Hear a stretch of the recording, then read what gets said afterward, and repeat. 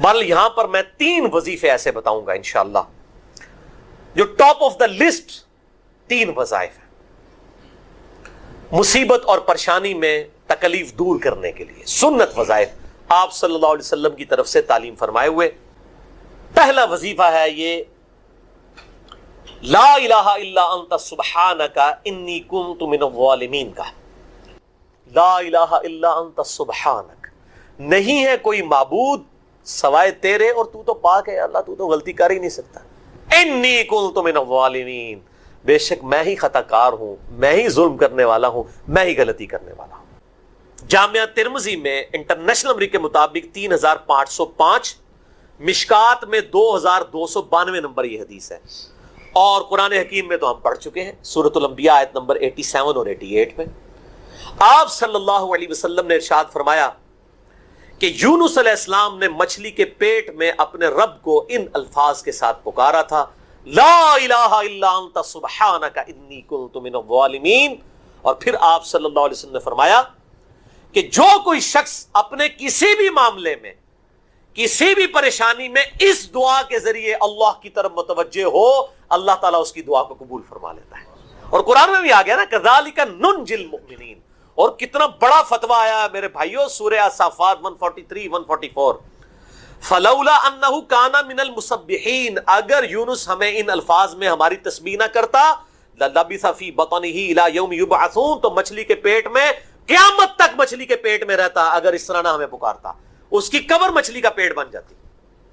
یعنی یہ اتنا عطاب، اور وہ دور ہو گیا اس دعا سے، بہت بڑے اسماء اعظم میں سے ہے۔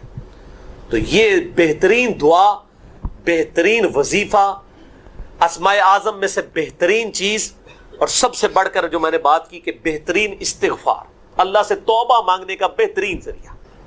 آپ دیکھیں اللہ تعالیٰ کی کوالٹی کو کس طریقے سے انہوں نے اپنے لیے جو ہے وہ ذریعہ بنایا نجات کا۔ کہتے ہیں نا وہ کسی کی انسٹنکٹ پہ بات کرنا، کسی کی جبلت پہ، انہوں نے اللہ تبارک و تعالیٰ کی ایک خاص کوالٹی تھی جس کے ساتھ انہوں نے اللہ کی طرف دعا کی۔ وہ کیا؟ بڑی انٹلیکچوئل دعا ہے، لا الہ الا انت، اے اللہ تیرے سوا کوئی معبود نہیں ہے، یہ توحید کو پہلے نمبر پہ لے گئے۔ انت سبحانک، اے اللہ تو پاک ہے، تو غلطی کر ہی نہیں سکتا کیونکہ تو پاک ہے۔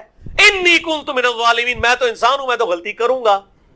اب جب اللہ تعالیٰ کو آپ اس طریقے سے کہیں گے اللہ تیرے کو تو غلطی نہیں ہوندی، میں تو بندہ آنا تو غلطی تو کراں گا، کیا زبردست انداز ہے اللہ کو پکارنے کا۔ اس پہ پھر نجات ہی ملنی تھی نا۔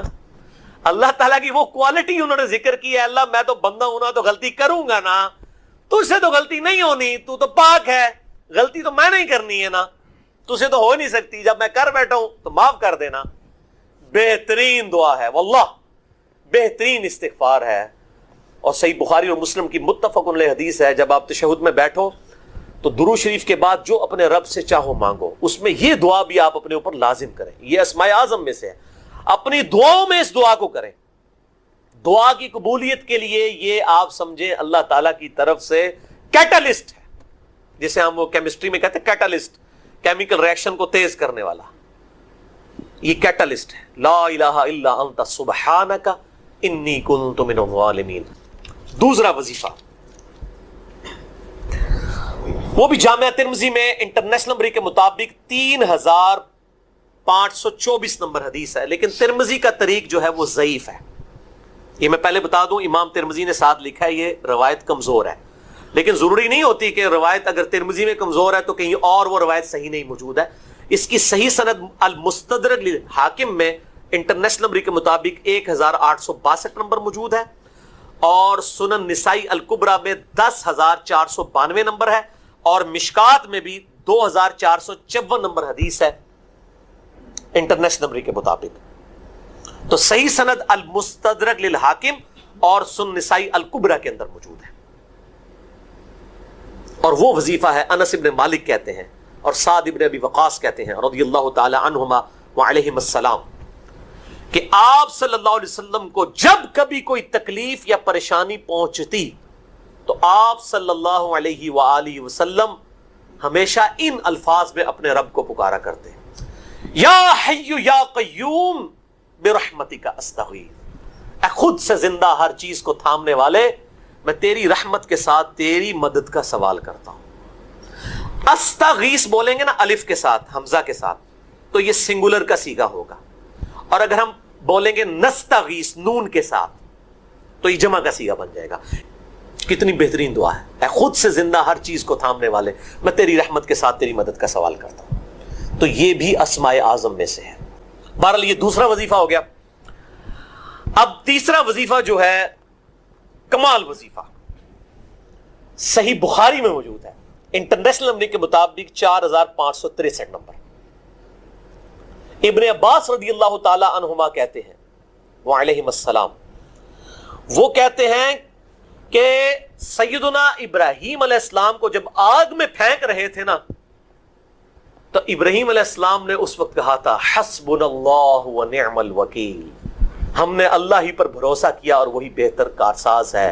اور تمہارے نبی صلی اللہ علیہ وسلم کو بھی جب مصیبت اور پریشانی آتی تھی وہ بھی پڑھا کرتے تھے حسبنا اللہ ونعم الوکیل، ہم نے اللہ ہی پر بھروسہ کیا اور وہی بہتر کارساز ہے۔ اس کے اندر وہ شعر جو بنا دیا نا، نعم المولا و نعم النصیر، ویسے الگ سے آیت ہے، الگ سے آیت ہے، لیکن یہ شعر نہیں بنانا، بس اتنا ہی وظیفہ ہے، حسبنا اللہ و نعم الوکیل۔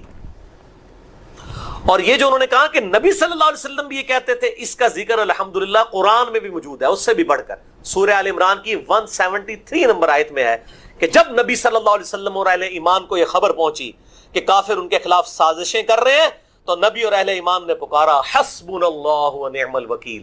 تو حسبنا اللہ و نعم الوکیل قرآن کی آیت بھی ہے، اور یہ ہے وہ آیت، وظیفہ قرآن میں آیا ہوا ہے، یہ آل عمران 173 اور صحیح بخاری 4563۔ اور مجھے بڑا وجد آیا کہ ابراہیم علیہ السلام کو جب آگ میں پھینکنے لگے تھے، انہوں نے اس وقت اللہ کو ان الفاظ کے ساتھ پکارا حسبنا اللہ و نعم الوکیل۔ اچھا، یہ جتنے بھی وظیفے ہیں نا میرے بھائیوں، ان کا فائدہ اسی وقت ہے جب آپ کو ترجمہ بھی ان کا آتا ہوگا، ورنہ آپ روزانہ جتنی مرضی تسبیح کھینچتے رہے کوئی فرق نہیں پڑے گا۔ اس لیے میرا ایک پرسنل مشورہ ہے کہ جب بھی یہ وظیفے پڑھے نا آپ، اردو ترجمہ بے شک آتا بھی ہونا، ایک دفعہ اپنی زبان میں اس کو ریپیٹ کریں، یعنی آپ پڑھیں حسبنا اللہ و نعم الوکیل، میں نے اللہ ہی پر بھروسہ کیا اور وہی بہتر کارساز ہے۔ آپ دیکھیں یہ صوت القرآن چینل میں جب وہ عربی چل رہی ہوتی ہے، جیسے ہی وہ مراج الدین خان کا ترجمہ شروع ہوتا ہے نا، کیسے کب کبھی طاری ہو جاتی ہے، کیونکہ ہماری زبان میں بات ہو رہی ہوتی ہے نا، عربی ہمیں تو نہیں قیام اللیل میں رو رہے ہوتے، ان کی زبان میں بات ہو رہی ہوتی ہے، اپنی زبان کا اثر ہوتا ہے۔ اسی طریقے سے آپ لا الہ الا انت سبحانک انی کنت من الظالمین، یا حسبنا اللہ و نعم الوکیل، یا حی یا قیوم برحمتک استغیث، جو بھی وظیفے پڑھیں نا، ایک دفعہ ان وظیفوں کو جب آپ الگ سے دعا مانگ رہے ہوں، اس وقت اس کو آپ اپنی زبان میں بھی دہرائیں۔ اور اس کے لیے کوئی تسبیح نہیں کھینچنے کی ضرورت کہ آپ نے اتنے 100 دفعہ پڑھنا ہے، تسبیح تو ویسے ٹھیک ہے، وہ آپ استعمال کر سکتے ہیں، لیکن آپ چلتے پھرتے اٹھتے بیٹھتے ہر وقت جس حالت میں بھی، اور صحیح مسلم میں حدیث ہے کہ یہ جو وظائف ہیں ان کے لیے تو کوئی وضو بھی کیا، غسل بھی پروٹوکول نہیں ہے۔ اب عائشہ کہتی ہیں نبی صلی اللہ علیہ وسلم حالت جنابت میں بھی اللہ کو یاد کر لیا کرتے تھے، صحیح مسلم میں حدیث موجود ہے، جنابت والے چیپٹر میں ہر حال میں اللہ کو یاد کرتے تھے۔ اور جو قرآن میں بھی دعائیں یا اذکار آئی ہیں نا، جب آپ حالت جنابت میں بھی اس کو کریں گے نا، تو اس پہ قرآن کا حکم نہیں لگے گا۔ تو جامعہ ترمذی اور ابو داؤد میں جو حدیث ہے کہ حضرت علی کہتے ہیں نبی صلی اللہ علیہ وسلم کو حالت جنابت کے علاوہ کوئی اور حالت قرآن پڑھنے سے مانے نہیں ہوتی تھی، تو اس سے مراد قرآن کی تلاوت ہے۔ اگر قرآن کی دعائیں جیسے ہیں بسم اللہ الرحمن الرحیم، یہ بھی تو قرآن ہے، سبحان اللہ بھی تو قرآن ہے، الحمدللہ بھی تو، یہ اذکار جو ہے نا، جب آپ اذکار کی نیت سے پڑھ رہے ہوں گے پھر یہ قرآن نہیں شمار ہوں گے، ذکر شمار ہوں گے، اور اس کے لیے نہ وضو پروٹوکول ہے اور نہ غسل کا ہونا ضروری ہے، ہر حال میں اللہ کو یاد کریں۔ اب اگلی آیت جو ہے یہ آیت الکرسی کہلاتی ہے، کیونکہ اس میں اللہ تعالیٰ کی بادشاہت کی کرسی کا ذکر ہے۔ اس کی فضیلت میں کئی ایک احادیث ہیں، صحیح بخاری میں ایک بڑی ڈیٹیل حدیث ہے، مال غنیمت کی چوکیداری کے اوپر سیدنا ابو ہریرہ کو نبی صلی اللہ علیہ وآلہ وسلم نے مامور کیا، اور 3 راتوں تک ایک شخص آ کے وہاں چوری پرفارم کرنے کی کوشش کرتا رہا، تو حضرت ابو ہریرہ نے اسے پکڑ لیا۔ پہلی دفعہ پکڑا تو اس نے کہا چھوڑ دو، اگلی دفعہ نہیں آؤں گا، دوسری بار پکڑا تو اس نے کہا چھوڑ دو، اگلی دفعہ نہیں آؤں گا، تیسری دفعہ جب پکڑا تو انہوں نے کہا اب تو میں تجھے رسول اللہ کی بارگاہ میں ضرور پیش کروں گا۔ تو اس نے کہا کہ مجھے چھوڑ دو، میں تمہیں ایک ایسا وظیفہ بتاتا ہوں کہ اگر رات کو بستر پہ جاتے وقت تم وہ وظیفہ کر لو تو صبح تک اللہ تعالیٰ کی طرف سے تمہاری حفاظت کے اوپر فرشتہ مامور ہوگا، شیطان تمہارے قریب نہیں آئے گا۔ یہ حدیث صحیح بخاری میں 2311 ہے، انٹرنیشنل نمبر کے مطابق ہمارے صبح و شام کے اذکار میں بھی ہم نے ڈالی ہوئی ہے۔ تو پھر اس نے جو وظیفہ بتایا وہ ہے کہ آیت الکرسی رات کو بستر پہ جاتے وقت پڑھ لیا کرو۔ تو حضرت ابو ہریرہ نے اس کو چھوڑ دیا۔ نبی الاسلام ہر موقع پہ جب وہ صبح بتاتے تھے تو نبی صلی اللہ علیہ وآلہ وسلم فرماتے تھے وہ جھوٹا ہے، آج پھر آئے گا۔ تو خیر وہ بھی سمجھدار تھا، وہ تیسری دفعہ جب جھوٹا ہے وہ چوتھی دفعہ آیا نہیں ہے۔ تو تیسری دفعہ حضور نے کہا کہ 3 دنوں سے تمہارا جو آنے والا وہ مہمان تھا نا، وہ شیطان تھا جو انسانی شکل میں آیا تھا، ہے وہ جھوٹا ہے لیکن اس نے بات سچی کی ہے۔ تو یہ ایک اصولی بات ہے کہ سچی بات اگر جھوٹا بھی کرے تو اس بات کی تصدیق کر دینی چاہیے۔ تو وہ آیت الکرسی کا وظیفہ مل گیا۔ اسی طریقے سے سنن نسائی الکبریٰ میں اسی کی ایکسٹینشن ہے۔ سنن نسائی الکبریٰ کے اندر ایک حدیث ہے، امام نسائی نے اس میں ایک چیپٹر باندھا ہے عمل الیوم واللیلہ، وہ سنن نسائی الکبریٰ کا چیپٹر ہے۔ اس میں انٹرنیشنل نمبر کے مطابق ہے یہ 8017 نمبر حدیث، حاکم میں بھی موجود ہے اس کا کچھ حصہ 2064، کہ جو شخص صبح کے وقت آیت الکرسی پڑھ لے شام تک وہ اللہ کی حفاظت میں رہتا ہے شیاطین سے، جنات سے، اور جو شام کے وقت ایک دفعہ آیت الکرسی پڑھ لے صبح تک حفاظت میں رہتا ہے۔ تو یہ اللہ کا شکر ہے کہ جو لوگ فجر اور مغرب کی نماز پڑھ رہے ہیں وہ آٹومیٹکلی آیت الکرسی پڑھ لیتے ہیں۔ اب جس نے فرض نماز کے بعد آیت الکرسی پڑھ لی ہے نا، اسے دوبارہ سے یہ ذکر کرنے کی ضرورت نہیں ہے، وہ اس میں امپلائڈ ہے، وہ شامل ہے، دوبارہ کر لیتا تو بہت اچھی بات ہے۔ اور ایک اور فضیلت ہے جو سنن نسائی الکبریٰ میں ہی ہے، 9928 نمبر حدیث ہے اسی عمل الیوم واللیلہ چیپٹر میں، کہ جو شخص نماز فرض ادا کرنے کے بعد، نماز فرض آیت الکرسی پڑھ لے گا وہ مرتے ہی جنت میں داخل ہوگا، لیکن اس میں نماز شرط ہے۔ تو یہ بھی ایک فضیلت ہے اس اعتبار سے۔ اس کی ایک ضعیف سند بھی ہے سنن کبریٰ البیہقی میں مولا علی سے، اس میں الفاظ یہ ہیں کہ وہ آیت الکرسی کسی سے گفتگو کرنے سے پہلے پڑھ لے، لیکن جو سنن نسائی الکبریٰ میں صحیح سند ہے اس میں یہ الفاظ نہیں ہے۔ لیکن اس طرح کی جو ضعیف روایتیں ہیں نا، جب صحیح احادیث کو سپورٹ کر رہی ہوں نا تو اسی کو فالو کرنا چاہیے، کوشش یہی کرنی چاہیے کہ بغیر گفتگو کیے سلام پھیرتے ہی آیت الکرسی پڑھ لی جائے۔ البتہ اگر کوئی گفتگو کر بھی لیتا ہے تب بھی فضیلت مل جائے گی، کیونکہ جو صحیح حدیث میں اس طرح کے الفاظ موجود نہیں ہیں۔ تو یہ 3 بڑے بڑے فضائل ہیں۔ باقی میں نے قرآن حکیم کی سورتوں کے فضائل کے اوپر ڈیٹیل لیکچر ریکارڈ کروا دیا ہوا ہے، مسئلہ نمبر 112 ABC، جسے شوق ہے تو وہ دیکھ سکتا ہے۔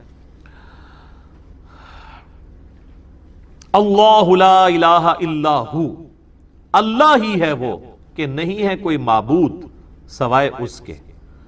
الحی القیوم، وہ خود سے زندہ ہے اور باقی سب کو قائم اسی نے رکھا ہوا ہے، سب کو زندہ رکھنے والا وہ ہے، باقیوں کی زندگی اس سے مستعار ہے، اس کی زندگی حقیقی ہے، اپنی ہے۔ لا تأخذہ سنۃ ولا نوم، اور اس کی زندگی اتنی کامل ہے کہ نہ تو اسے اونگ آتی ہے اور نہ نیند۔ ہماری زندگی آپ دیکھ لیں ناقص ہے، ہم 24 گھنٹے کے اندر ایک دفعہ ضرور مر جاتے ہیں۔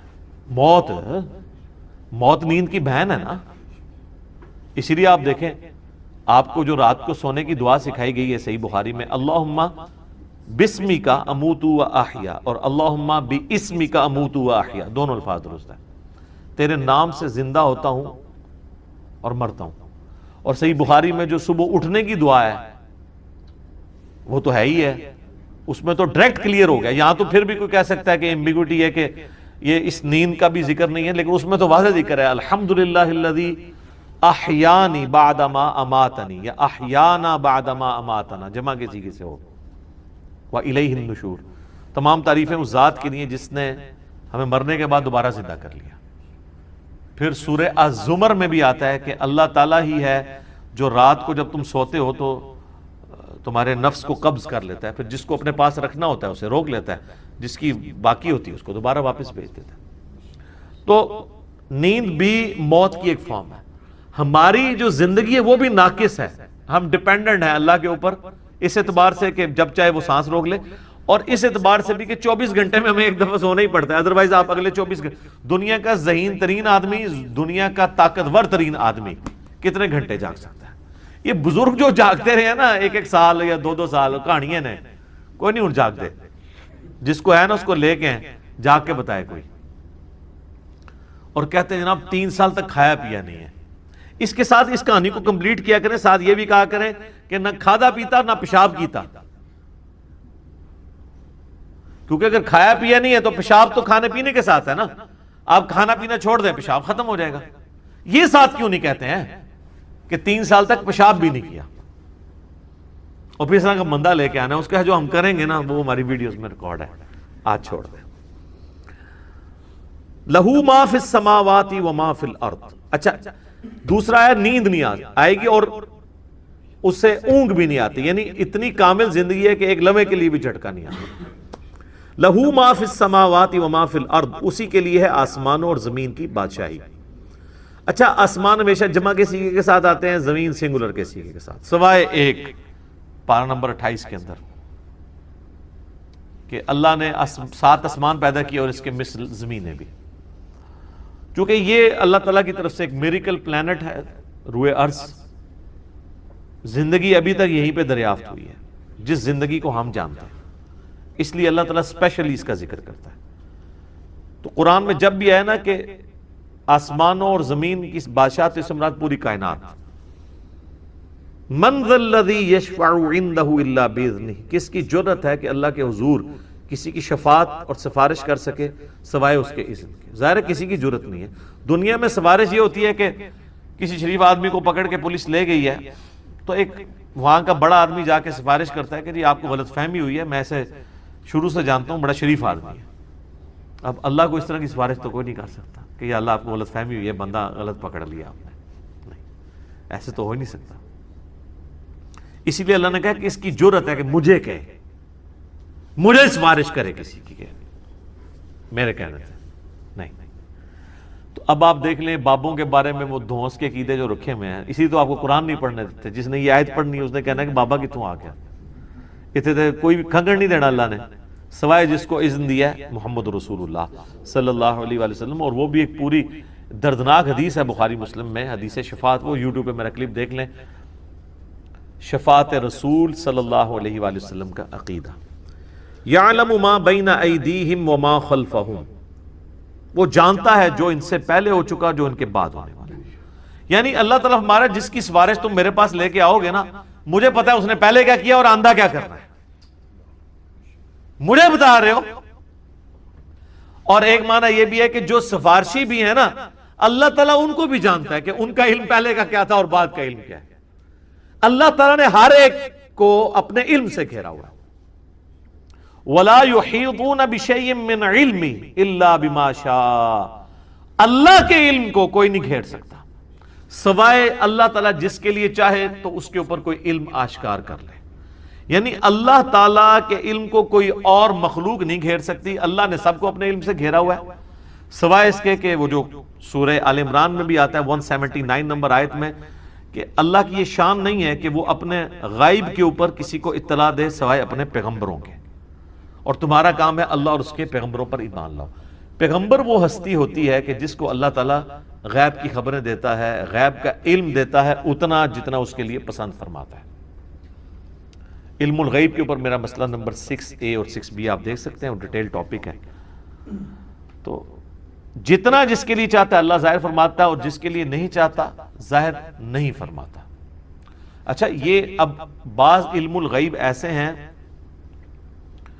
جو اللہ تعالیٰ نے انبیاء کرام کو دیے ہیں, اور بعض یہ ہیں جو ہمارے اعتبار سے وہ آپ سمجھ لیں ان سین علم ہے, لیکن چونکہ وہ فزیکل ورلڈ کے ساتھ تعلق رکھتے ہیں اس لیے ہم اس کو علم الغیب کا لفظ تو نہیں بول سکتے, لیکن چھپے علوم ہیں. جیسے سائنٹیفک جو بڑے بڑے راز ہیں اس کائنات کے, وہ لوگوں نے دریافت کیے ہیں. میگنیٹک فیلڈ کا دریافت کرنا, کمپاس بنا لینا. فیراڈے نے 8 سے 200-300 سال پہلے ہی ہوا ہے نا بجلی والا معاملہ. دنیا میں بجلی آئے ہوئے میکسیمم 150 سال گزرا ہے, اس سے پہلے بجلی نہیں تھی. تو ایک انسان پہ اللہ نے راز کھولا ہے نا کہ اگر کسی کنڈکٹر کو میگنیٹک فیلڈ کے اندر موو کیا جائے تو اس میں وولٹیج پیدا ہو جاتی ہے, ای ایم ایف انڈیوس ہو جاتی ہے. یہ فیراڈے کو اللہ نے راز سمجھا دیا نا, نیوٹن کو کئی ایک چیزیں باتیں سمجھا دی, آئنسٹائن کو سمجھا دی, تیل زمین سے نکل آیا, گھڑی بنا لی, اتنی ساری چیزیں ہیں, جہاز بنا لیے, جیٹ انجن بنا لیے. تو یہ اس کائنات کے راز اللہ تعالیٰ لوگوں پہ کھولتا ہے. وسع کرسیہ السماوات والارض, اسی کی کرسی نے آسمانوں اور زمین کو گھیرا ہوا ہے. ولا یؤودہ حفظہما, اور اللہ تعالیٰ کو زمین و آسمان کی حفاظت کرنا کوئی مشکل نہیں ہے, تھکا نہیں دیتی یہ چیز. وہو العلی العظیم, اور وہ بہت بلند ہے اور عظمت والا ہے. اچھا, یہاں کرسی عین ممکن ہے کہ کوئی فزیکل کرسی ایگزسٹ کرتی ہے, اور عین ممکن ہے کہ یہ بات محاورتاً ہو رہی ہے کہ اللہ تعالیٰ کی بادشاہت اس سے مراد ہو, کیونکہ قرآن میں کئی ایک چیزیں محاورتاً بھی استعمال ہوئی ہیں. اس کے اوپر یہ جو اہل حدیث کی طرف سے جہمی ہونے کا فتویٰ فوراً لگا دیتے ہیں, یہ غلط ہے. بعض جگہ وہ خود بھی تعویلات کر رہے ہوتے ہیں, جیسے سورہ قصص کے اینڈ پہ آتا ہے کہ ہر چیز کو فنا ہے سوائے اللہ کے چہرے کے. تو سارے اہل حدیثوں نے ترجمہ کیا ہے یہاں چہرے سے مراد اللہ کی ذات ہے, تو تعویل تو وہ بھی کر رہے ہیں. یا قیامت والے دن اللہ کے سائے کے سوا کوئی اور سایہ نہیں ہوگا, 7 لوگ اس سائے کے نیچے ہوں گے, بخاری مسلم میں آتا ہے. تو وہاں اہل حدیث بھی کہتے ہیں یہاں مراد عرش کا سایہ, اللہ کا سایہ مراد نہیں. تو اس طریقے سے اگر کوئی تعویل کرتا ہے اس طرح کے معاملات میں, جہاں پہ ممکن ہو, جہاں پہ ممکن نہ ہو وہاں پہ نہیں کرنی چاہیے. مولانا مودودی تو دونوں طرف گئے ہیں کہ عین ممکن ہے کرسی ہو, اور عین ممکن ہے کہ اس سے مراد ایک محاورتاً بات ہو کہ اللہ کی بادشاہی نے گھیر رکھا ہے ہر چیز کو. اور اس کی یعنی صرف اللہ تعالیٰ نے یہ بنا کے مخلوق چھوڑ نہیں دی, بلکہ اس کی حفاظت بھی اپنے ذمہ لی ہوئی ہے. اور وہ ایسی حفاظت نہیں ہے کہ کوئی اللہ تعالیٰ کو مصروف ہو گیا کہ اتنی مخلوقات پیدا کر کے اب کیا کرے گا, وہ ایسا نہیں ہے. بلکہ وہ اللہ تعالیٰ نے پہ کوئی گرا نہیں ہے اس کی. وہ تو سورۃ الانعام میں ہے کہ زمین کی گہرائیوں میں کوئی دانہ نہیں پھوٹتا, نہ زمین کے اوپر نہ سمندروں میں کوئی پتا بھی گرتا ہے مگر اس کے علم سے. اور اتنا کامل علم ہے کہ اللہ نے یہ سب کچھ ہونے سے پہلے لوح محفوظ میں لکھ لیا ہے. تو ایک ڈیٹیل طلب ٹاپک ہے. وَهُوَ الْعَلِيُّ الْعَظِيمُ, اور وہ بلند ہے اور عظمت والا ہے. اب یہاں پہ ایک اللہ کا نام بھی آ گیا علی.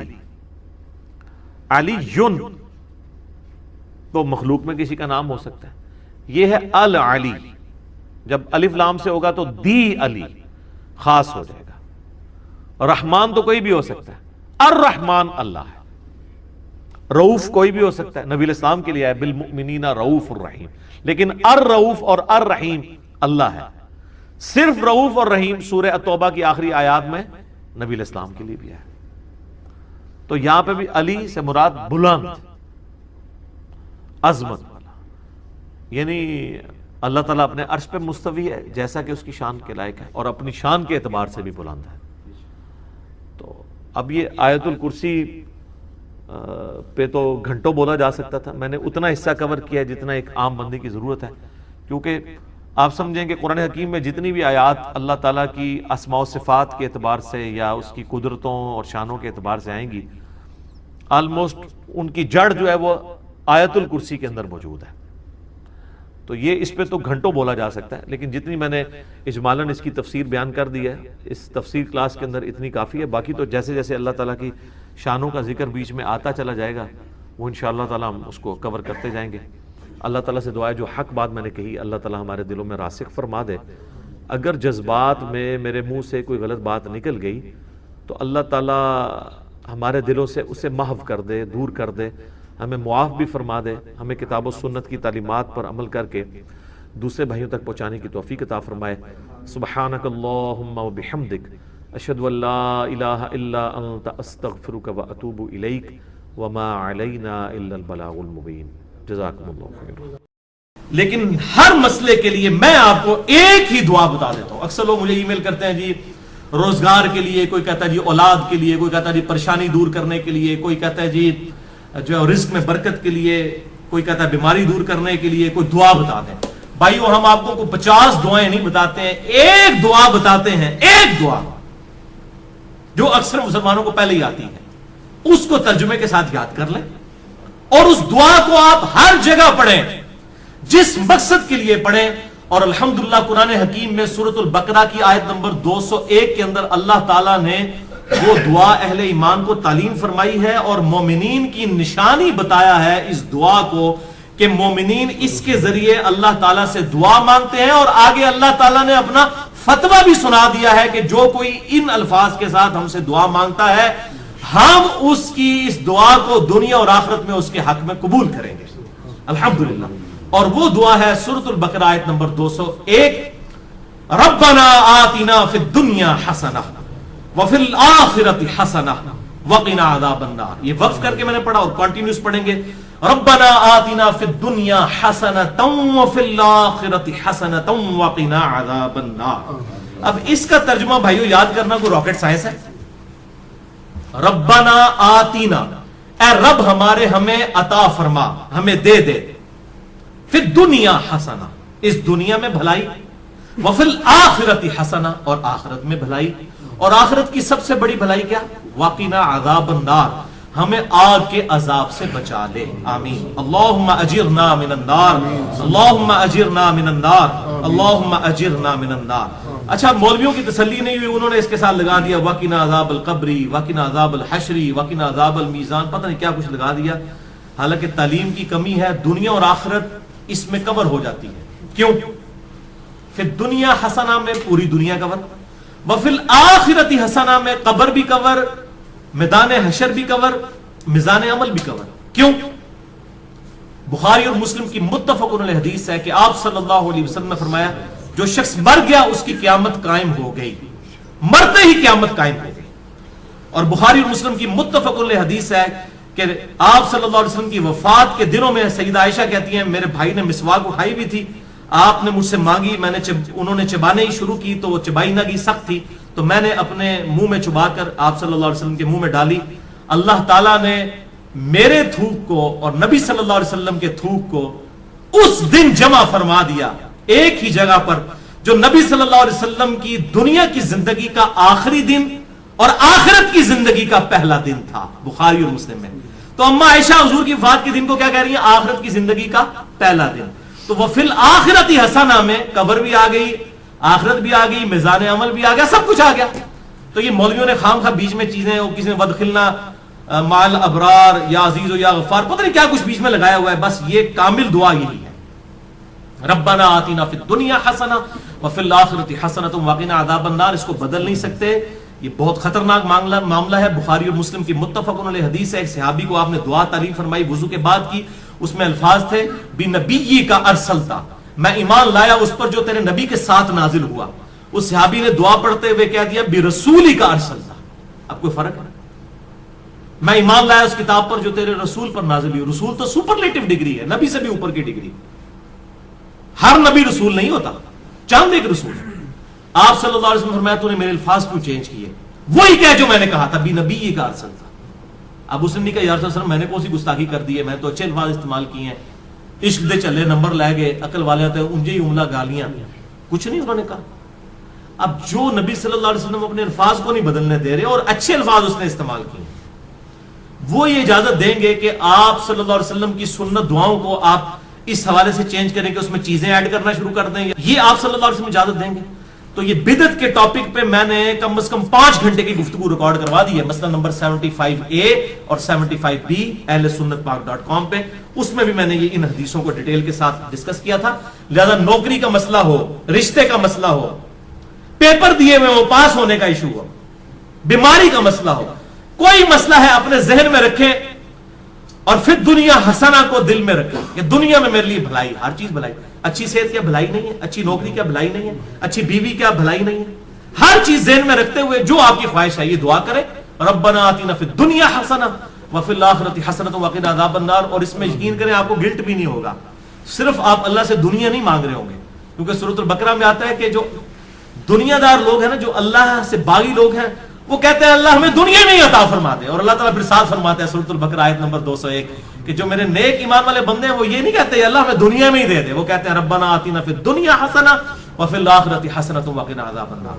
اچھا اب آپ ویسے دعا کر رہے ہو اللہ میں پاس ہو جاؤں یا اچھا رشتہ ہو جائے یا نوکری لگ جائے، اس وقت آپ پیورلی دنیا کی دعا کر رہے ہوں گے، لیکن جب آپ یہ دعا کریں گے تو آپ اللہ تعالیٰ کو بھی ناراض نہیں کریں گے، دونوں چیزیں ایڈ ہو جائیں گی ساتھ، یعنی اللہ تعالیٰ کو بھی آپ سے کوئی گلہ شکوہ اس حوالے سے نہیں رہے گا۔ آپ کہہ رہے ہوں گے یا اللہ ربنا آتنا فی الدنیا حسنہ وفی الآخرۃ حسنۃ وقنا عذاب النار، تو آپ اہل ایمان میں شامل ہو جائیں گے سورۃ البقرہ آیت نمبر 201 کے تحت۔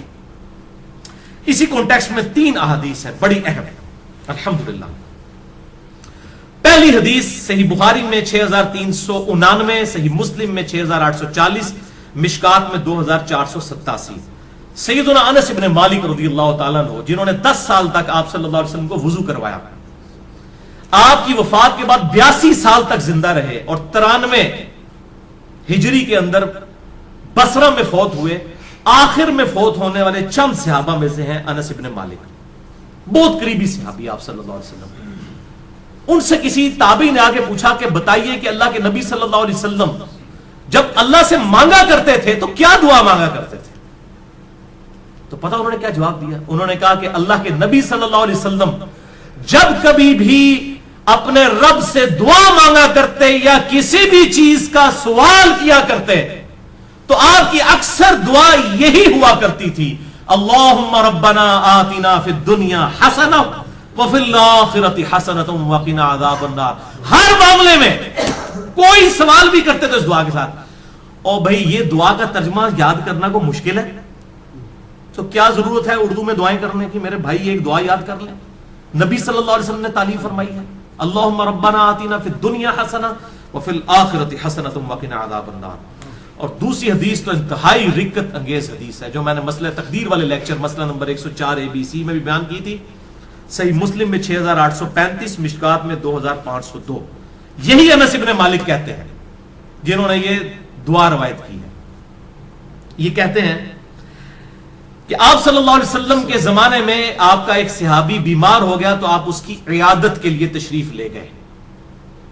وہ اتنا کمزور ہو چکا تھا بیماری کی وجہ سے جیسے کہ پرندے کا کوئی بچہ ہوتا ہے چھوٹا سا، ہڈیوں کا ڈھانچہ بن چکا تھا۔ آپ نے جب اس کی حالت دیکھی آپ کو پتا چل گیا کہ انہیں کو کم پایا۔ آپ نے فرمایا وہ بتا تو اللہ سے کیا مانگتا رہتا ہے؟ اس نے کہا یا رسول اللہ میں اللہ سے دعا کرتا ہوں اے اللہ جو تو نے مجھے آخرت میں عذاب دینا ہے دنیا کی زندگی میں ہی دے لے، وَلِعَوْذُ بِاللَّهِ تعالی۔ آپ فرمایا سبحان اللہ، اللہ پاک ہے۔ جب آپ حیران ہوتے تو یہ بات کہا کرتے سبحان اللہ، اوے تو اللہ تعالیٰ کا اس دنیا میں عذاب سہ سکتا ہے جو اللہ سے تو نے یہ دعا کی؟ نہ تو دنیا کی زندگی میں اللہ کا عذاب برداشت کر سکتا ہے نہ آخرت کی زندگی میں۔ اور تجھے تو چاہیے تھا کہ تو اللہ سے دعا کرتا اللہم ربنا آتنا فی الدنیا حسنہ وفی الآخرۃ حسنۃ وقنا عذاب النار۔ یہ کیا تو دعائیں کرتا رہے؟ اس میں وہ فنیٹک قسم کے جو صوفیاء ہیں نا ان کا بھی ارادہ، وہ کہتے ہیں سانو دنیا نہیں چاہیے آخرت ہی چاہیے، اور اللہ کے نبی کہہ رہے ہیں دنیا بھی اچھی آخرت بھی اچھی۔ اچھا انس بن مالک کہتے ہیں جب آپ صلی اللہ علیہ وسلم نے اسے یہ بات ارشاد فرمائی پھر اس نے یہی دعا مانگ کر اللہ کی طرف متوجہ ہوا، اللہم ربنا آتنا فی الدنیا حسنہ وفی الآخرۃ حسنۃ وقنا عذاب النار، تو اللہ تعالیٰ نے اسے شفا عطا فرما دی۔ اب اس سے بھی پتہ چلا بیماری کی شفا بھی یہی ہے، اللہم ربنا آتنا فی الدنیا حسنہ وفی الآخرۃ حسنۃ وقنا عذاب النار۔ آپ میں کہتا ہوں یہ جامع دعا کریں، ساری دعائیں جو ہیں اس کے اندر شامل ہیں۔ اچھا قرآن میں تو ہے ربنا آتنا فی الدنیا حسنہ، اور بخاری مسلم میں ہے اللہم ربنا آتنا فی الدنیا حسنہ، تو اللہم کے ساتھ اے ہمارے اللہ یہ بھی ٹھیک ہے، اور صرف ربنا آتنا بھی ٹھیک ہے، بلکہ قرآن حکیم میں سورۃ المائدہ میں حضرت عیسیٰ علیہ السلام کی جو دعا آتی ہے اس میں بھی ہے اللہم ربنا انزل علینا مائدۃ من السماء، تو قرآن میں بھی الفاظ ہیں اللہم ربنا کے۔ ویسے تو ہمارے لیے بخاری مسلم کے الفاظ ہی کافی تھے، لیکن میں پھر بھی کیڑا نکالنے کے لیے کوئی یہ نہ کہ جی قرآن میں تو صرف ربنا آیا آپ اللہم کیوں لگا رہے ہیں، تو اللہ تعالیٰ نے بھی یہ دعا حضرت عیسیٰ علیہ السلام کی نقل کی ہے اللہم ربنا آتنا فی الدنیا حسنہ، یہ پڑھنا بخاری اور مسلم سے ثابت ہوا، اور اللہم ربنا انزل علینا مائدۃ من السماء سورۃ المائدہ کے آخری رکوع میں حضرت عیسیٰ علیہ السلام کے کانٹیکسٹ میں یہ الحمدللہ اللہم ربنا کے ساتھ یہ آئی ہے۔ اور تیسری حدیث سنن ابی داؤد میں 1892، مشکات میں 2581، عبداللہ بن صائب کہتے ہیں کہ میں نے خود نبی صلی اللہ علیہ وسلم کو رکن یمانی اور حجر اسود کے درمیان وہ جو مستجاب دیوار ہے، یہ دعا مانگتے ہوئے سنا ہے، اللہم ربنا آتنا فی الدنیا حسنہ وفی الآخرۃ حسنۃ وقنا عذاب النار. اسے مستجاب دیوار کہتے ہیں. مستجاب کہتے ہیں دعا کی قبولیت کی جگہ. 70 انبیاء کا مصلی ہے، آپ وہاں پر کھڑے ہوں تو آپ کا رخ دونوں قبلوں کی طرف ہو جاتا ہے، بیت المقدس کی طرف بھی اور خانہ کعبہ کی طرف بھی. اس دوران آج تک حاجی، عمرہ کرنے والے اور حج کرنے والے یہ دعا مانگتے ہیں، ربنا آتنا فی الدنیا حسنہ وفی الآخرۃ حسنۃ وقنا عذاب النار. یہ بس اتنے ہی الفاظ ہیں، باقی جو ایڈ کیے لوگوں نے خود کیے. میں تو دعا کی قبولیت کی جو جگہ ہے خانہ کعبہ شریف، وہاں پر بھی آپ نے یہی دعا مانگی، ربنا آتنا فی الدنیا حسنہ وفی الآخرۃ حسنۃ وقنا عذاب النار. اسماء اعظم اور دعا کی قبولیت کے لیے کیا کیا طریقے ہیں، اس حوالے سے میرا مسئلہ نمبر 82 ڈیٹیل کے ساتھ ریکارڈ ہے. اور بھائیو، بخاری اور مسلم اور باقی احادیث کی روشنی میں کئی ایک مقامات ہیں جو دعا کی قبولیت کی جگہ ہیں. مثلا اذان اور اقامت کے درمیان جو وقفہ ہے جماعت کھڑے ہونے تک کا، یہ دعا کی قبولیت کا سبب ہے. ابو داؤد میں حدیث موجود ہے. آج میرا ٹاپک نہیں اس لیے میں سکپ کر رہا ہوں. اسی طریقے سے تیز بارش کے وقت دعا قبول ہوتی ہے. میدان جنگ میں، جنگ کے دوران عین، اس وقت دعا کی قبولیت کا وقت ہے. جمعے والے دن خطیب جب جو ہے وہ 2 خطبوں کے درمیان وقفہ کرتا ہے، اس دوران دل میں دعا مانگی جائے، وہ قبولیت کا وقت ہے. اور کئی ایک قبولیت کے وقت ہیں، لیکن ایک وقت ایسا ہے جو ہر وقت آپ کے پاس اویلیبل ہے. اسی کانٹیکسٹ میں آپ کو اگلی 5 حدیثیں میں بیان کرنے لگا ہوں، اور وہ ہے نماز میں دعا مانگنا، جس کے لیے آپ کو جمعے کے دن کے انتظار کی ضرورت نہیں ہے، کسی اور چیز کی ضرورت نہیں. جب بھی آپ نماز پڑھیں، یہ 5 حدیثیں اسی پہ ہماری گفتگو کنکلوڈ ہوگی. پہلی حدیث صحیح بخاری میں 6230، صحیح مسلم میں 897، مشکات میں 909، کہ آپ صلی اللہ علیہ وسلم نے صحابہ اکرام علیہم رضوان کو تشہد تعلیم فرمایا، التحیات للہ والصلوات والطیبات عبدہ ورسولہ تک. اور اس کے بعد آپ صلی اللہ علیہ وسلم نے فرمایا جب یہ تشہد پڑھ چکو، اس کے بعد جو من پسند دعا ہو وہ تم اپنے رب سے مانگ سکتے ہو، جو بھی من پسند، یعنی جو بھی دعا مانگنی ہے. آپ کتاب و سنت میں اگر کوئی دعا آئی ہے وہ بھی مانگ سکتے ہیں، اس کے علاوہ بھی کوئی مانگ سکتے ہیں، لیکن مانگیں گے عربی میں. عربی سمبل آف یونٹی ہے مسلمانوں کا. اور ویسے ایک دعا ہی، اللہم ربنا آتنا فی الدنیا حسنہ وفی الآخرۃ حسنۃ وقنا عذاب النار، یہی کافی ہے. بل اس حدیث میں عدم ذکر ہے درود ابراہیمی کا، وہ اگلی حدیثوں میں موجود ہے. صحیح مسلم میں 1739، مشکات میں 1257 میں ہے کہ اما عائشہ کہتی ہیں کہ نبی صلی اللہ علیہ وسلم جب تشہد بیٹھتے اللہ کی حمد بیان کرتے، اس کے بعد دعائیں کرتے. اور یہی حدیث سنن نسائی میں 1720 اور 1721 ہے کہ آپ صلی اللہ علیہ وسلم اللہ کی حمد بیان کرتے، اس کے بعد نبی صلی اللہ علیہ وسلم پر درود پڑھتے، اور اس کے بعد اپنے رب سے دعائیں مانگا کرتے. اور یہی ترتیب ہے جو جامع ترمذی میں انٹرنیشنل نمبر کے مطابق 593 نمبر حدیث ہے کہ ایک صحابی تھے، انہوں نے بڑی تیزی سے نماز پڑھی اور اس کے بعد جو ہے وہ بڑی جلدی جلدی دعا مانگنا شروع کی. آپ صلی اللہ علیہ وسلم نے انہیں بلا کر نماز کا طریقہ سکھایا، اور دعا مانگنے کا خصوصاً طریقہ اس میں موجود ہے کہ سکھایا. اور آپ صلی اللہ علیہ وسلم نے فرمایا کہ دعا میں جلدی نہ کرو، پہلے اللہ کی حمد بیان کرو، اس کے بعد درود شریف پڑھو، پھر دعا مانگا کرو. اتنے میں ایک اور شخص آیا جس نے اللہ کی حمد بیان کی، درود شریف پڑھا، پھر دعا مانگی. تو آپ نے 2 دفعہ فرمایا سل تعطا، سل تعطا، مانگ تجھے دیا جائے گا، مانگ تجھے دیا جائے گا. یعنی درود شریف اور اللہ کی حمد، یہ پروٹوکول ہے دعا کی قبولیت کا. تو اللہ کی حمد اور درود شریف، اور نماز میں یہی ہوتا ہے، آپ پہلے اللہ کی حمد کرتے ہیں، التحیات للہ والصلوات والطیبات، پھر نبی صلی اللہ علیہ وسلم پر سلام عرض کرتے ہیں، پھر درود شریف پڑھتے ہیں، اینڈ پہ دعائیں مانگتے ہیں. آپ جا کے وہ جتنی بھی دعائیں سنت سے ثابت ہیں، اللہم انی اعوذ بک من عذاب جہنم ومن عذاب القبر ومن فتنة المحیا والممات ومن شر فتنة المسیح الدجال، جو بخاری مسلم میں آتی ہے. یا اللہم ربنا آتنا فی الدنیا حسنۃ وفی الآخرۃ حسنۃ وقنا عذاب النار. یا رب اجعلنی مقیم الصلاۃ ومن ذریتی ربنا وتقبل دعائی ربنا اغفر لی ولوالدی وللمؤمنین یوم یقوم الحساب. یہ صحیح بخاری میں آتا ہے، حضرت ابوبکر صدیق کو آپ نے خصوصاً دعا سکھائی تھی، اللہم انی ظلمت نفسی ظلما کثیرا ولا یغفر الذنوب الا انت فاغفر لی مغفرۃ من عندک وارحمنی انک انت الغفور الرحیم. اس قسم کی اور دعائیں بھی ہیں، وہ کوئی بھی آپ مانگیں. اللہم ربنا آتنا فی الدنیا حسنہ وفی الآخرۃ حسنۃ وقنا عذاب النار، یہ تو جامع دعا ہے، یہ آپ تشہد میں مانگیں. دوسری حدیث صحیح مسلم میں 1073، مشکات میں 873. یہ عجیب اتفاق ہے، مسلم 1073، مشکات 873. عبداللہ ابن عباس کہتے ہیں کہ مجھے نبی صلی اللہ علیہ وسلم نے فرمایا کہ اللہ تعالیٰ نے مجھے حکم دیا ہے کہ میں رکوع اور سجدوں میں قرآن نہ پڑھوں. یعنی قرآن سے مراد قرآن کی تلاوت، وہ صرف قیام میں ہوگی. قرآنی دعائیں مانگ سکتے ہیں، قرآن نہیں پڑھ سکتے. اور رہا رکوع تو اس میں اپنے رب کی عظمت بیان کرو، جو صحیح مسلم میں آتا ہے کہ آپ صلی اللہ علیہ وسلم سبحان ربی العظیم پڑھتے تھے، اور جامع ترمذی میں ہے کہ آپ صلی اللہ علیہ وسلم حکم دیتے تھے کہ رکوع میں سبحان ربی العظیم پڑھو اور سجدے میں سبحان ربی الاعلی. مسلم میں تو اتنے الفاظ ہیں کہ رکوع میں سبحان ربی العظیم اور سبحان ربی الاعلی سجدے میں پڑھتے تھے، اور ترمذی میں ہے کہ آپ حکم دیتے تھے. یہ تسبیحات جو ہیں یہ حکمیہ ہیں، سبحان ربی العظیم رکوع میں اور سبحان ربی الاعلی سجدے میں. اس کے علاوہ جو ہے وہ آپ پڑھ سکتے ہیں، لیکن حکمی یہی ہے. تو آپ صلی اللہ علیہ وسلم نے اسی مسلم میں الفاظ ہیں کہ رکوع میں رب کی عظمت بیان کرو، اور رہے سجدے تو ان میں خوب دعائیں کیا کرو، بس تمہاری دعا قبولیت کے لائق ہوگی. یعنی سجدے میں دعا قبول ہوتی ہے جو کی جائے. لہذا سجدے میں بھی الحمدللہ میرا بھی طریقہ ہے، میں سجدے میں یہ دعا مانگتا ہوں، ربنا آتینا فی الدنیا حسنہ وفی الآخرۃ حسنۃ وقنا عذاب النار. یہ کوئی بھی قرآنی دعا مانگ سکتے ہیں. تیسری حدیث صحیح مسلم میں 1083، مشکات میں 894، بڑی کریٹیکل حدیث ہے. ابو ہریرہ رضی اللہ تعالیٰ عنہ کہتے ہیں کہ نبی صلی اللہ علیہ وسلم نے فرمایا کہ بندہ جب سجدے کی حالت میں ہوتا ہے تو اپنے رب سے سب سے زیادہ قریب ہوتا ہے، کیونکہ عاجزی کے عالم میں ہوتا ہے نا. سب سے زیادہ قریب کب ہوتا ہے؟ سجدے کے عالم میں. بس اس وقت خوب دعائیں مانگا کرو. صحیح مسلم 1083، مشکات 894. یعنی سجدے میں خوب دعائیں مانگو، یہ قبولیت کا مقام ہے. پچھلی حدیث میں ہم نے سنا پس تمہاری دعا قبول ہوگی، یہاں پر آیا کہ رب کے قریب ہوتے ہو.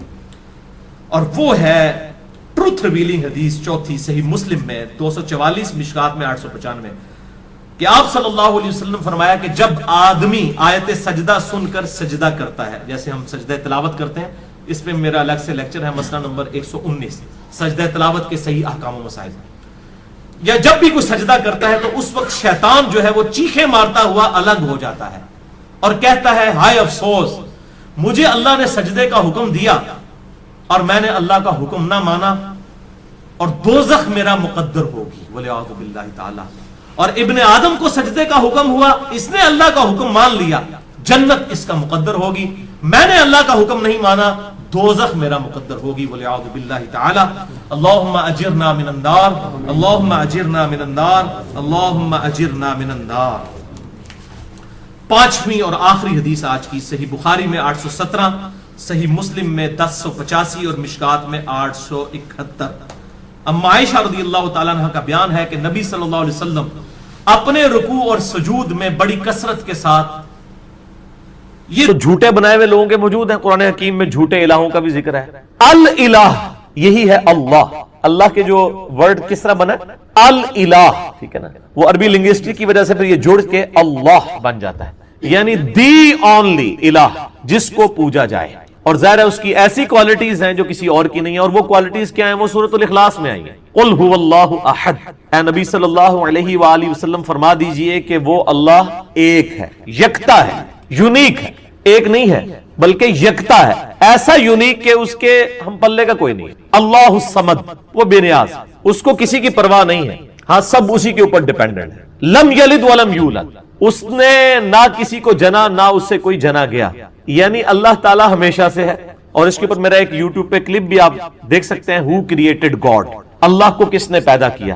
لاکھوں لوگ یوٹیوب پہ لکھ چکے ہیں. پروفیسر رچرڈ ڈاکنز نے جو کتاب لکھی تھی دا گاڈ ڈیلوژن، اس میں اس نے جو ایک سوال کیا تھا کہ اللہ کو کس نے پیدا کیا، میں نے اس کا میتھمیٹیکل آنسر دیا ہے، اور اس کے بعد پھر اسی میتھمیٹیکل آنسر کو میں نے بتایا کہ یہی چیز تو سورۃ الاخلاص کے اندر بیان ہوئی ہے. تو اللہ تعالیٰ سے نہ کوئی پیدا ہوا، نہ اس نے کسی کو جنا، نہ وہ خود کسی سے جنا گیا، جس کو ہم آسان طور پہ کہتے ہیں کہ نہ وہ کسی کا باپ ہے نہ کسی کا بیٹا. وَلَمْ يَكُنْ لَهُ كُفُوًا أَحَدٌ، اور اس کی ٹکر کا کوئی نہیں ہے، اس کے پائے کا کوئی ہے ہی نہیں ہے. تو یہ الہ والی کوالٹی اسی میں ہونی چاہیے جو یہ سورۃ الاخلاص کا جو ٹچ سٹون آف تھیولوجی ہے، توحید کا جو کسوٹی ہے، یہ اس کے اوپر کوئی پورا اترے. سورۃ الاخلاص کے اوپر اگر کوئی ہستی پوری اترتی ہے تو صرف اللہ کی ذات ہے. کوئی جن، کوئی پیغمبر، کوئی فرشتہ اس میں سے کوئی بھی کوالٹی حاصل کر ہی نہیں سکتا. نہ عطائی طور کے اوپر، ذاتی تو کسی کی ہے ہی نہیں کوئی چیز. تو الہ کا مطلب یہ ہے کہ جس کو پوجا جائے، اور وہ ایک ہی ہستی ہو سکے. اب پوجنے کا مطلب کیا ہے کہ جب اس کی پرستش کی جا رہی ہے تو ٹوٹل اوبیڈینس اسی کی ہوگی. عبادت کا مطلب صرف نماز، روزہ، حج، زکات نہیں ہے، بلکہ ہر معاملے میں ٹوٹل اوبیڈینس کے لائق وہی ہستی ہے. جو وہ حکم دے اس کی بجاوری انسان کے اوپر لازم ہے اور اس کے مقابلے کے اوپر کسی اور کو نہیں مانا جائے. ان الحکم الا للہ، یعنی اللہ کے علاوہ کسی اور کا تو حکم چلنا ہی نہیں ہے. اور پیغمبروں کی بھی ہم جو اطاعت کرتے ہیں وہ سورۃ النساء کے اندر آیا کہ ہم نے پیغمبر اس لیے بھیجے کہ اللہ کے اذن سے ان کی اطاعت کی جائے، یعنی وہ بھی من یطع الرسول فقد اطاع اللہ، جس نے رسول اللہ کی اطاعت کی اس نے گویا اللہ کی اطاعت کی. تو پیغمبروں کی کوئی ذاتی دعوت نہیں ہوتی ہے، نہ ان کی ذاتی کوئی شریعت ہوتی ہے، بلکہ وہ تو اللہ تعالیٰ کے ٹرو ریپریزنٹیٹو بن کے آن دا فیس آف ارتھ آتے ہیں. تو الہ کی یہ کوالٹیز ہیں کہ آپ نے اس کو ٹوٹلی اس کی اوبیڈینس اختیار کرنی ہے اور اس کے مقابلے پہ کسی کو نہیں ماننا. اور آپ نے بڑی اچھی بات کی کہ سارے الہوں کی نفی کرنی ہے، اور قرآن حکیم میں تو ظاہر بار بار یہ ہے کہ آپ نے طاغوت کی نفی کرنی کہ ہر پیغمبر میں ہم نے ہر امت کے اندر کوئی نہ کوئی پیغمبر مبعوث کیا. وَلَقَدْ بَعَثْنَا فِي كُلِّ أُمَّةٍ رَسُولًا أَنِ اعْبُدُوا اللَّهَ وَاجْتَنِبُوا الطَّاغُوتَ. ہر امت میں ہم نے کوئی نہ کوئی پیغمبر اٹھایا ایک ہی بنیادی دعوت کے ساتھ کہ عبادت کرو اللہ کی اور اللہ کے مقابلے پہ طاغوت کی نفی کرو. یہ اکثر لوگ پوچھ رہے ہوتے ہیں طاغوت کیا ہے. طغا عربی میں کہتے ہیں، طغیانی لفظ اردو میں بھی استعمال، جب سمندر اپنی باؤنڈری سے باہر نکلے تو کہتے ہیں طغیانی آ گئی ہے. تو جو بھی اپنی حیثیت سے اوقات سے باہر نکلے نا اس کو کہتے ہیں یہ طوفان یا طغیانی اس میں آ گئی ہے. تو انسان کی تو حیثیت یہ ہے کہ وہ خدا کا اوبیڈینٹ بن کے رہے، اس کی مخلوق بن کے. جب وہ خود خدائی کا دعویٰ کرنا شروع کر دے یا وہ اپنی اس طرح کی عزت کروانی شروع کر دے جو کہ اللہ کے شان شان ہے، تو گویا وہ اپنی حدود سے باہر نکل گیا. اسی کو طاغوت کہتے ہیں. شیطان بھی طاغوت ہے، شیطانی سسٹم بھی طاغوت ہے، دجالی سسٹم بھی طاغوت ہے. ہر وہ ہستی جو اللہ کے مقابلے پہ کھڑی ہے وہ طاغوت ہے اور اس کی نفی کرنے کا حکم ہے. اور قرآن حکیم میں طاغوت کی نفی جو ہے وہ ایمان سے مقدم قرار دی گئی ہے. اسی لیے آپ دیکھیں ہمارے کلمے کا آغاز کس سے ہوتا ہے؟ لا الہ الا اللہ. یعنی پہلے آپ کرتے ہیں نفی کہ نہیں ہے کوئی معبود سوائے اس اللہ کے، اس کے بعد آپ اللہ کے اوپر ایمان لے کے آتے ہیں. پہلے تمام جھوٹے خداؤں کی نفی، لا الہ کوئی الہ نہیں ہے الا اللہ سوائے اس. اور یہ جو میں نے بات کی سورۃ البقرہ میں جو آیت الکرسی ہے، آیت نمبر 255، اس سے اگلی آیت ہے اعوذ باللہ من الشیطان الرجیم، لا اکراہ فی الدین. دین قبول کرنے کے معاملے میں کوئی جبر نہیں، کوئی کسی کو گن پوائنٹ کے اوپر مسلمان نہیں کر سکتا. صرف آپ نے راہ حق لوگوں کے سامنے واضح کرنا ہے. انا ہدیناہ السبیل اما شاکرا و اما کفورا.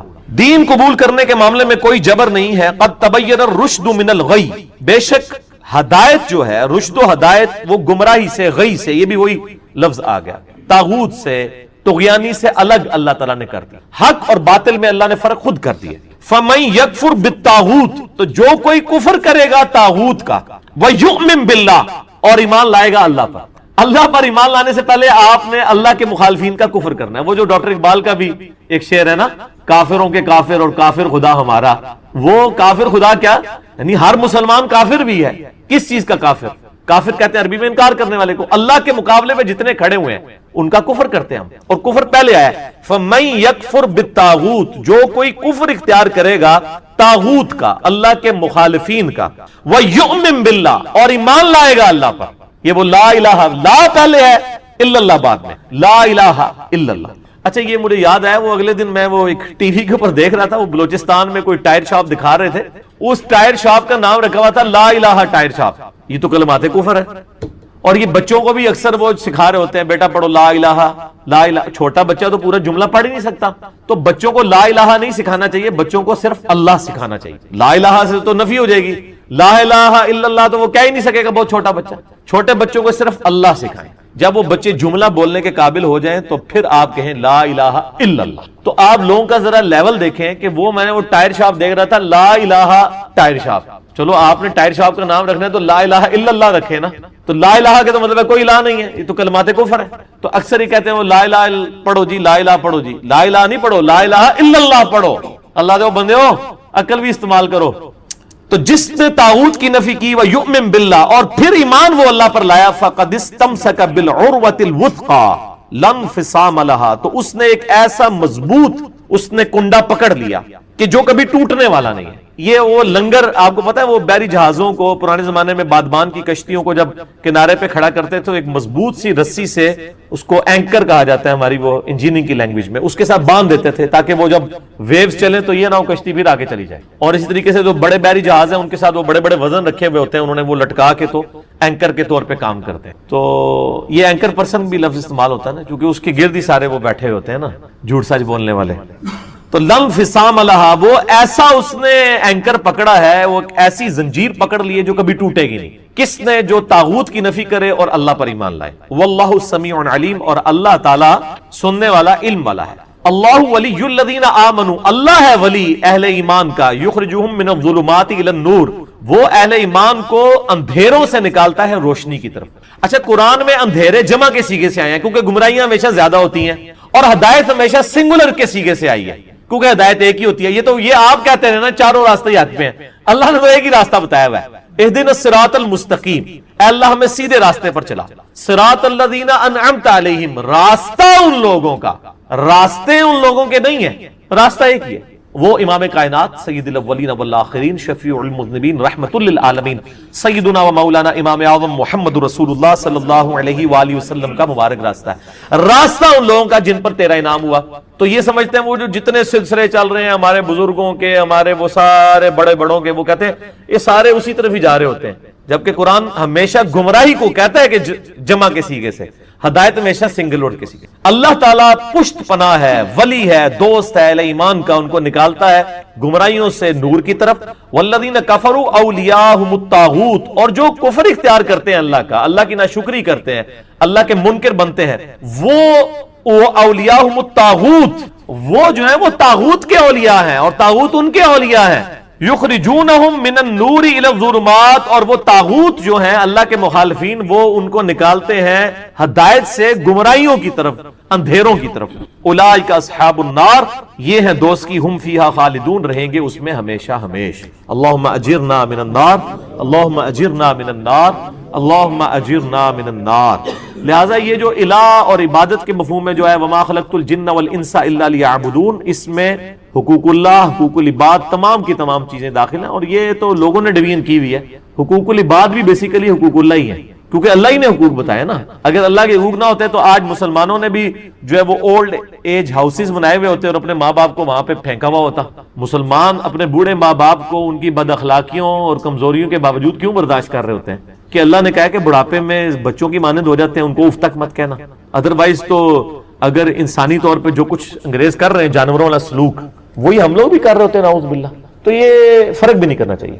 اچھا، پھر اس میں مجھے وہ حدیث بھی یاد آ گئی، بخاری اور مسلم کی متفق علیہ حدیث ہے. اس کا ٹچ سٹون پھر کیا ہے؟ ٹھیک ہے کہ آپ صلی اللہ علیہ وآلہ وسلم نے فرمایا اس شخص نے ایمان کی حلاوت چکھ لی جس میں 3 نشانیاں ہوں گی. نمبر 1، اللہ اور اس کا محبوب صلی اللہ علیہ وآلہ وسلم اسے پوری دنیا میں سب سے بڑھ کر محبوب ہو جائے.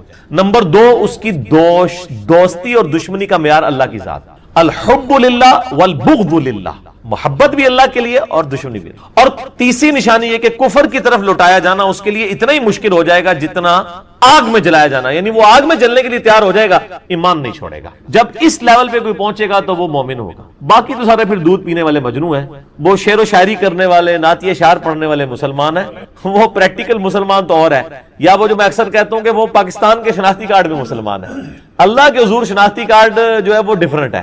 اس میں تو صحیح مسلم میں حدیث ہے 246 نمبر انٹرنیشنل نمبر کے مطابق کتاب الایمان چیپٹر میں کہ بندے کے کفر اور اسلام، شرک اور ایمان کے درمیان فرق کی نماز ہے. لیکن آپ یہاں پہ دیکھ لیں کتنے % لوگ مسلمان نماز پڑھ رہے ہیں انڈیا، پاکستان، بنگلہ دیش کے اندر.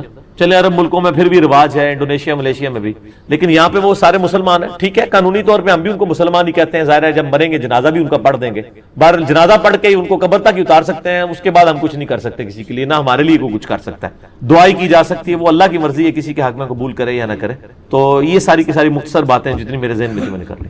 علی بھی اگلا سوال ہے، آج سے 10 سال پہلے میں بریلوی سے اہل حدیث کی طرف چلا گیا تو مجھے ایک توحیدی بھائی نے کہا کہ آپ اپنے فوت شدہ بے نمازی باپ کے لیے دعائے مغفرت نہیں کر سکتے کیونکہ بے نمازی کافر ہوتا ہے اور کافر کے لیے دعائے مغفرت سورہ توبہ میں منع ہے.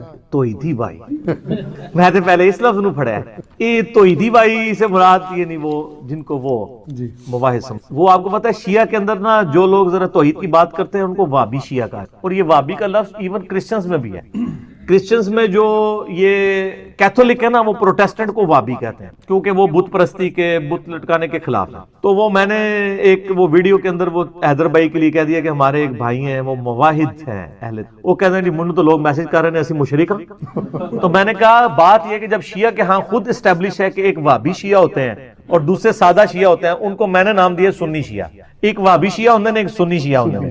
تو وہ وابی شیعہ ان کو کہتے ہیں جو یا علی مدد کے حوالے سے جو ہے نا اس کے غلط مفہوم کو نہیں لے کے جاتے, صحیح والے مفہوم کو.